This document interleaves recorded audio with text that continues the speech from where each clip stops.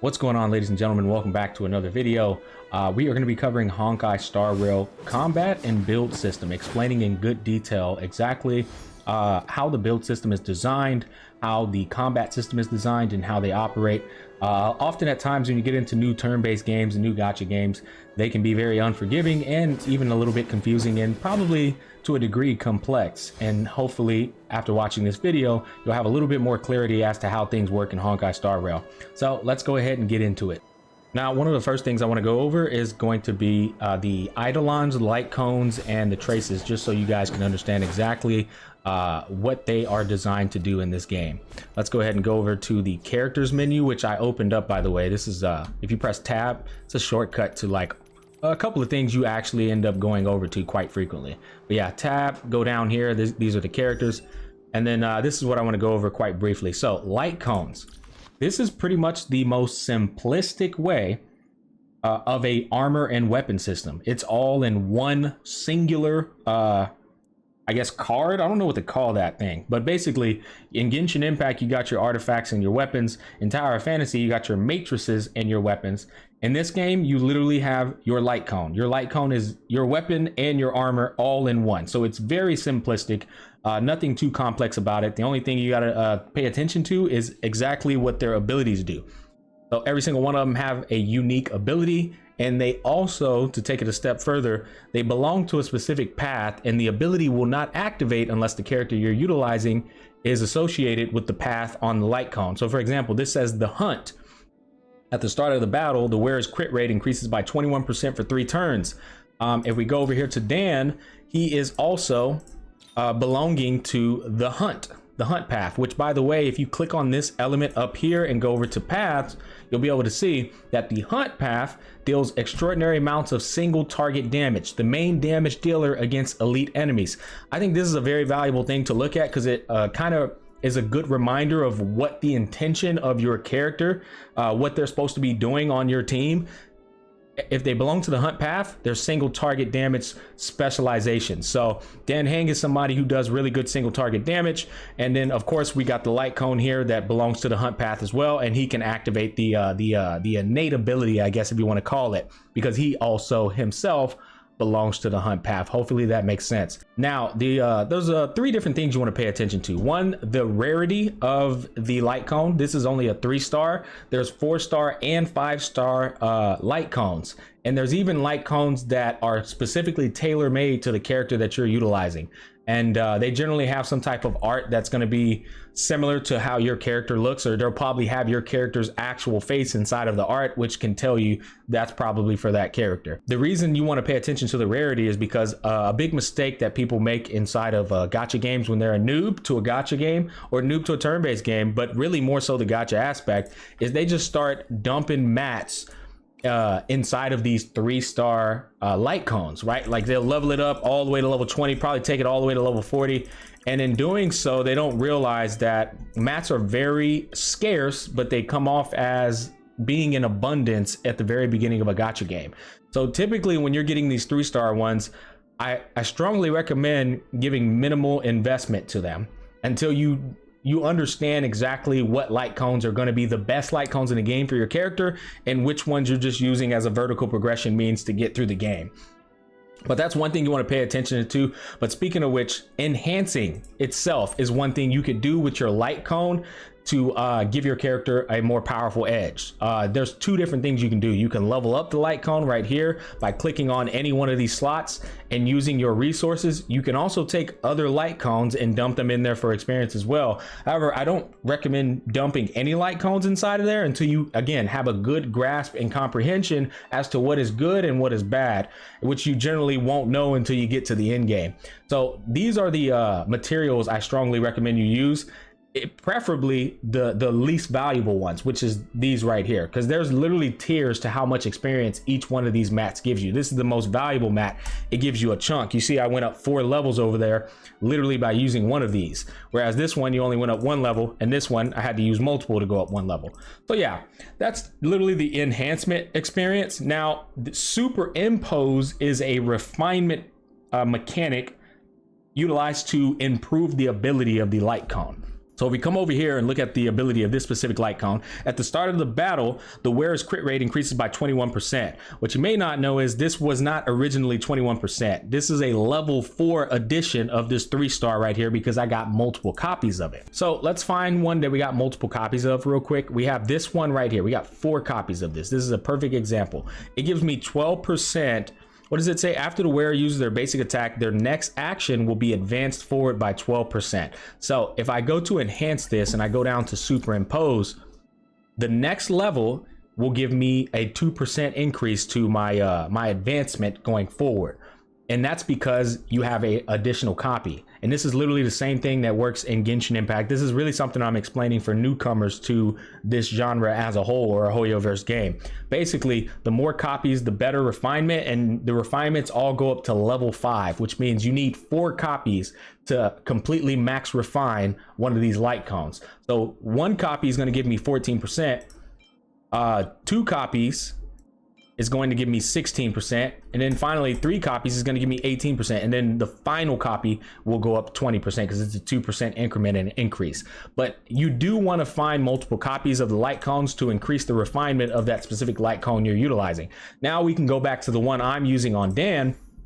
I'm using this one. Crit rate increases 21% for 3 turns, and when I go to enhance and superimpose, I actually have 1 extra copy to finally take it to a max refinement of 5, right? They're in Roman numerals. So now I'll have a 24% increase to my crit rate because I've now thrown 4 copies into this light cone that I'm utilizing on Dan, giving me the max benefit of its perk. So those are the 2 things you can do with your light cones. You can either level them up for a basic stat increase, which again, I don't really recommend doing until you realize the exact light cone you want to put on your character and invest in them wholeheartedly, because resources are definitely scarce but deceivingly abundant in the beginning of a gacha game. So you got 11 attack, 42 defense, 136. You can level it up, or if you got multiple copies, you can just put max copies of refinement into that light cone. Now that I recommend doing. There's no L to doing so, honestly, especially with the 3 stars. Now 5 stars might be a different argument. You might want to use that 5-star to put into another character versus refining a 5-star and getting a diminished return on the increase. But yeah, that's how the light cone system works. Let's go ahead and go over to the traces. Traces is essentially your skill tree, your ability tree, that pretty much explains all the things you could do with your character. Now, this is a turn-based game that doesn't appear to have a lot of abilities. It's really your basic skill, your skill, and your ultimate, and then you have a passive talent, and then something called technique that you could utilize outside of combat to give you a preemptive advantage before combat actually starts. And I'll go over that in a bit.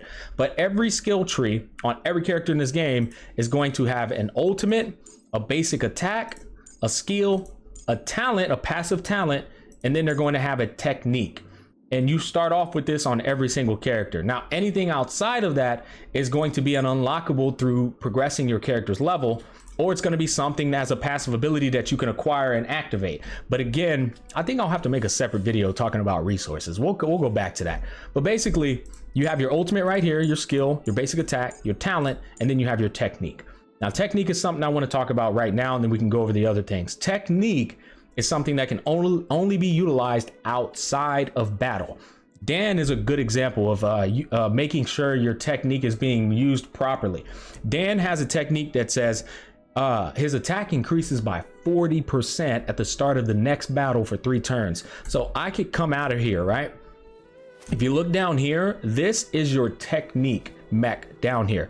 I have 3 points into the technique mech. Now there's a resource you can get later on in the game that actually increases this to 4 points, but I haven't obtained that yet. Anyways, to use your technique, all you got to do is press E. And when I use E, it activates his technique. Notice it said attack boost. If I come over here to status effects and I go to technique buff, because there's 3 different categories here, they'll show you how many item buffs you have activated, your special mechanism, which I haven't discovered that yet, and then technique buff. If we go over to Dan, it'll let me know at the start of the next battle, Dan's going to have a 40% increased attack for the next 3 turns in that battle, but it only lasts for that 1 battle I go into. So those are 3 guys over there. If I go and start a fight with them, Dan's gonna have a boosted 40% attack for the next 3 turns inside of that specific battle. Okay. Now technique is important because again, the game's probably gonna get challenging as we get later on, as we progress through the end game and get to the end game. It's probably gonna be a lot more challenging. So technique may not seem prevalent right now, but trust me, when these fights start getting a little bit more difficult, I can assure you it's going to play a huge role. Let's go ahead and give another example. If we take a look at somebody like March 7th, let's go ahead and head over to her technique. Hers says immediately attacks the enemy. After entering battle, there is a 100% base chance to freeze a random enemy for 1 turn. So if we activate her technique outside of battle, it's going to attack them, and then as soon as we get inside the battle, somebody's getting frozen. Guaranteed is 100% base chance. And then they take additional ice damage equivalent to 50% of March 7th's attack at the beginning of each turn. So you could see there's a lot of value in these techniques outside of the battle. It's basically, and the way you want to go about it is, what I like to do is I'll go up to these guys and you'll see they have a weakness above their bar to the associated elements. Like these 3 right here are literally weak to wind and quantum. That shows it. Every time you get close to any enemy, they're going to tell you their weakness. So what I like to do is I will attack them with their weakness, activating that specific technique. Now Dan's a special case where he doesn't attack with his technique, he just buffs himself. So you could pop Dan, use one of these points, you got 2 points remaining, and if you had a quantum character who does attack, you could switch over to that quantum character, activate their technique by attacking them, and then it'll probably do some type of special perk on top of that, which will be pretty cool. In fact, I do have a quantum character. Let me show you exactly what I'm talking about. Yeah, we have this character right here. If we go over to their trace, they have a technique. After using technique, okay, so he has the same thing. Never mind, this is a bad example as well. There's characters with attacks like March 7th. Like March 7th literally has an attack technique. Immediately attacks the enemy after entering battle. There's a 100% base chance to freeze them. So she attacks them and then freezes them inside of the battle. And if they're weak to that element, it also contributes to their overall weakness break white bar meter above their head. So that's another thing to get into as well. Now, going back to the trace tree, there's something you want to pay attention to. All these that are locked, they can be unlocked, and the prerequisite to unlocking them is right down here. For example, I want to unlock this ability, but it says requires character ascension 2. Again, for Genshin Impact players, this is nothing that's confusing, but to newcomers, you might be like, what the hell is a character ascension? Literally, when you go and level up a character, level him up, right now he's level 10, right? If I level him up to level 20, notice the game will not let me level up past 20. No matter how many times I click these, I cannot level up past 20. Genshin Impact has a leveling system mechanic where every time you reach a specific level, you have to ascend that character, which will then unlock your ability to further progress that character up to higher levels. That's what a character ascension is. Level 20 is character ascension level 1. Meaning once you hit level 20 and level that character up, you then have to ascend them. That's going to be ascension level 1. Now, I'm pretty sure it's probably the same as Genshin Impact. I'm still progressing. Genshin Impact's ascensions were 20, level 20, level 40, level 50, level 60, level 70, and then level 80. Wait, actually, it's been a while, boys. I ain't gonna lie. Long story short, level 20 is ascension level 1. Level 40 is ascension level 2, level 50 is ascension level 3, and so on and so forth. That was how it was in Genshin Impact. Now I can tell you right now, because we're in the very early stages of the game, level 20 is going to be your character ascension level 1. So that's the concept. Just go level them up as much as possible, and you're going to run into like a level 30 or level 40 barrier where you can't level up anymore. Every time that happens, that's the next ascension phase. That's what I'm trying to say. So when we come back over here to the traces, it says character ascension 2, character 4, character 5. That's why you cannot unlock these abilities, because you haven't ascended your character to the appropriate level. So with regards to combat, honestly, it's really just an elemental matching system. Similar to how Pokemon works, you basically just look at what the enemies are weak against and you try to match the character that has that element up with that enemy. And we're going to go into combat and explain this a little bit more into detail. I honestly don't like these guys because they only have wind and quantum. You know what, we'll still do it just to drive that point home, and we can fight a little bit more if we want to. But basically, I have show you here real quick. This party has a physical guy, which again, you can click on these and see, every character has one path and one combat type. He's a physical destruction, she is a ice preservation, he is a wind hunt, and then she's a fire harmony. Now again, the cool thing about this, if you don't remember what these do, you can click on this, go over to paths, and they will tell you exactly what they do. For example, Harmony applies buffs to allies to improve the team's combat capacities. Again, this is a good reminder to remind you what your character's intent is on your team. It's pretty cool. And then of course you can go to combat types. Now you see this says weakness break. The game does explain this to you, but sometimes people just still end up being confused. It happens. Or sometimes, bro, you just dumb as rocks and you need somebody to break it down even more simplistically. It's all right, big fella. That's what we got content creators for. Weakness break literally occurs when you match up the enemy's weakness and break their shield with it. In fact, you can only break the white shield by matching up their weakness. So again, for an example, these guys over here are weak to wind and quantum. It tells you right here, and it'll tell you inside the battle as well. And they'll have a white bar. If I attack them with either one of these elements, it's going to contribute to breaking down that white bar to eventually triggering what is called a weakness break. Now, what you may not know or know is that weakness break then triggers what that element is supposed to do, which it explains right here. It says, deal wind damage and apply the wind shear effect, which deals wind dot damage. And that happens, I think, turn by turn, on a turn-by-turn basis, and I think it's even stackable too, which is pretty cool. But yeah, every single element does something similar to that. Quantum says inflict weakness break will deal quantum damage and cause entanglement, delaying the enemy's action and dealing additional quantum damage to the affected enemy at the start of the next turn. When the enemy is hit, this extra damage will increase. Every single element does something when you shatter that white shield. So it is very important that when you're fighting bosses or enemies inside of this game, that you are matching up their weaknesses with your characters, because otherwise you're gonna have a very difficult time, because when you don't get rid of the white bar, they are more tankier and they're never getting their turns delayed. One good thing about doing a weakness break is it'll delay a turn, which causes you to do more before that enemy attacks. And if it's a boss, sometimes they probably do an attack that will wipe your whole party, but since you delayed their turn, you were able to make a move to prevent that from happening. Does that make sense? Okay, so we found ourselves an elite mob. He's level 18 and I'm only level, like I'm severely under level. I still want to do it though, just to show you guys exactly how combat is designed to be played in this game. So I'm level 15, 7, 14, and 7, right? My supports, I don't worry about investing in them too much because I'm going to get better characters. I've already gotten a better character for March 7th. It's unfortunate. I just got this guy. That'll be a different video. But basically, let's go ahead and fight this dude just to explain to you guys how exactly things work. Yeah, let's go ahead and get into it. So he's weak against fire, wind, and quantum. So the ideal thing would be to put a party together that has fire, wind, and quantum. It's that simple. But however, for the sake of the video, I just want to show you how battle goes. Again, this guy's he's much stronger than me, so hopefully we can pull this off. But if we can, I wouldn't be surprised. First thing I'm gonna do is I'm gonna activate Dan's technique, give him 40% increase. This will strengthen our position. Then I am going to since he's weak against fire as well, we can actually initiate the fight with the fire technique. That's probably what we're gonna do. Let me see what her technique does. Immediately attacks the enemy. After entering battle, deals fire damage equal to 50% of Asta's attack to all enemies. So yeah, I think we can do that with her.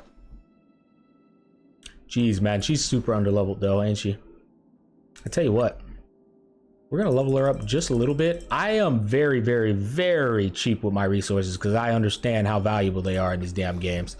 They're very valuable, guys. Do not sleep on them. Light cones. I'll give this just a little bit of a edge of a level. Let's give it, is that the right one I have on actually? Yeah. Let's give it yeah, give a couple of those.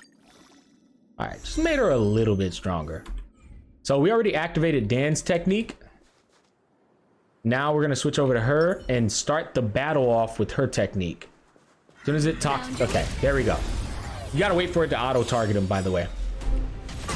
See, and then look, now we already started off, broke both of their shields and already contributed towards his shield's break. So first thing we're gonna do This is a wind guy. He's weak to wind. We're going to try to dwindle that fat shield he has down by chunking at him with the wind characters and the respective elements that he's weak to. Oh, another thing that's important to point out is down here is your skill points. Your E ability on every single character takes away these skill points down here. So you want to pay close attention to how many points you have left, because often at times I'll use all my points on accident, and then my shielder won't have the skill points available to shield one of my teammates, and they end up getting clapped, which is annoying. But yeah, let's go ahead and try to get this guy's shield down. A guest with no manners, now, what I like about this girl, she gives 10% attack to my whole entire party just off the light cone she has. I think she's a Harmony, which is a support character, but she also has a passive that I really like. Her passive, where are we at? Talent. Gain 1 stack of charging for every different enemy hit by Asta, plus an extra stack if the enemies hit have a fire weakness. For every stack of charging Asta has, all allies' attack increases by 7% up to 5 times. So I can get a 35% attack boost given to my entire party from this girl, up to it, just by hitting different enemies, and if they're weak to fire, I get extra stacks. So that I really like that about her. So yeah, we're gonna use bounce. And notice the stacks down there, by the way. The stacks are already at 5, which means when I started to hunt off, I just learned that right now. When you start to hunt off with her technique, that applies towards the stacks. They're down there. So we can go over here and look, each stack increases attack by 7% up to 5 times. So everybody right now has a 35% attack damage bonus thanks to Asta, which is massive. Now what we're gonna do, because we're looking over here to the side, it's showing me that he's gonna attack 2 times, 1, 2, and then they're gonna attack after him. So we can prepare for that. Afraid of what I might do. I think what we're gonna do is we're gonna shield. Ooh, yeah, we're gonna shield my boy. I like his ability. Whenever he's targeted by another ally's ability, it increases his wind penetration, which is massive. They're a nice little combo. Wind res penetration increase. And then finally, yeah, let's just kill one of these. Activate her ult before he gets to go.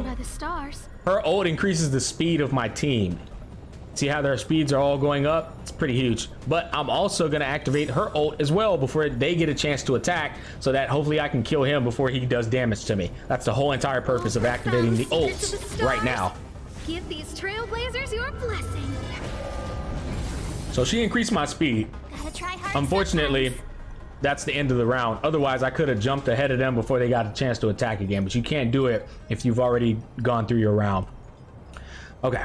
Activate this. This awesome move.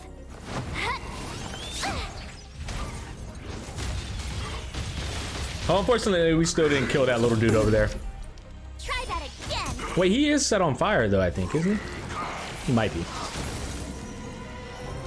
Yeah, he was set on fire, so he died. So see that fire dot at the end there happened thanks to my technique with Asta at the very beginning before the fight even began.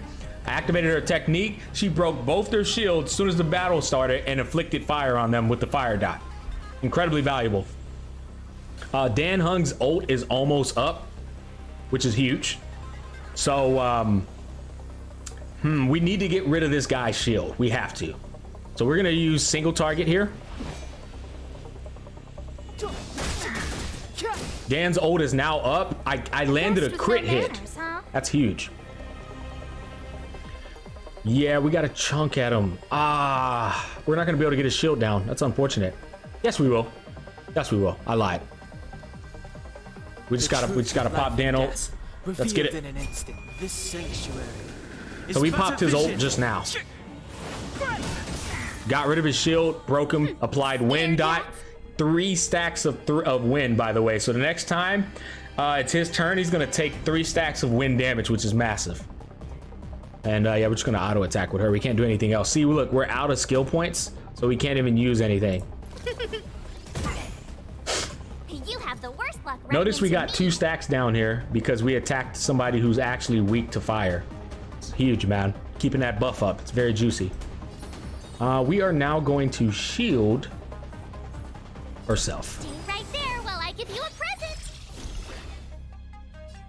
All right, auto attack. Can't do anything else. Dan's up again. Dan the man. Yeah, we're gonna single target him. It's worth. Yeah, his shields are down. I do more damage. It's worth. It's funny because we're under level. We're still clapping his cheeks. Oh, did you see that? 153 from the wind shear ticks. It's crazy. You can't run. And now we gotta chip away at this guy's big fat shield again, man. I don't remember inviting you. She does not do enough damage. My turn. Okay, we're gonna keep applying that shield to everybody. It's important. With me out here, These guys how can we hit like lose? trains. All right, pop, and then finally Dan's Step up aside. again. I have no interest in still. He's the only guy that's capable of chipping away at this dude's freaking shield. So we gotta keep going heavy on the skill, chunking away at that shield. She chips away at it too, but she just doesn't do a lot. Okay, now let's put a shield back on him to increase his wind penetration. That's huge. He's gonna do more damage on his next turn. Oh, pop our ult. See how we popped our ult to attack twice before he can attack once? Huge. I will say though, I could have waited to use his ult after breaking his shield to do more damage, but it's not that big of a deal. I can pop her ult right now if I want to too, but we're gonna wait. Try that again. You can't run. Damn, he filled my ult up and I can't use it. What did he do to me? Oh, I was Guess with no frozen. manners, huh? Very nice. Okay, we're definitely gonna use her ability just to chip away. Oh, never mind. It doesn't make much of a difference. So no matter which one of these we do, he still has same amount of shield loss. Look out. My turn. Okay. Dan Hung doesn't have a shield again. Holy hell, that dude really did some damage last time. Let's put a shield back on him. Me out here? How can we lose?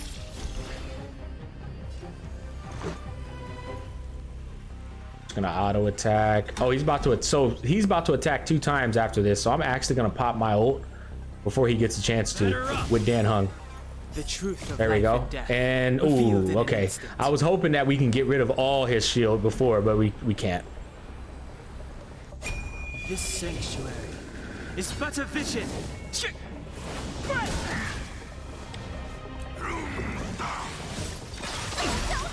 Try that again.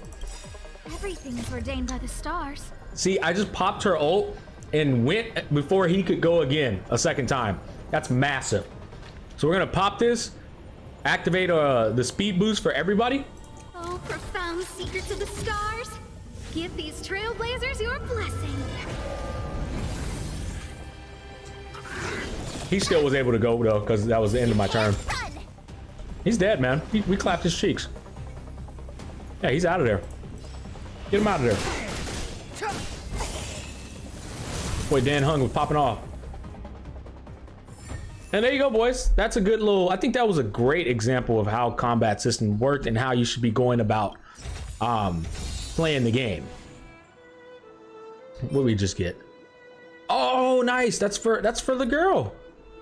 So we just got a copy of Asta's light cone, which is actually a very valuable copy. After entering battle, increases the attack of all allies by 10%.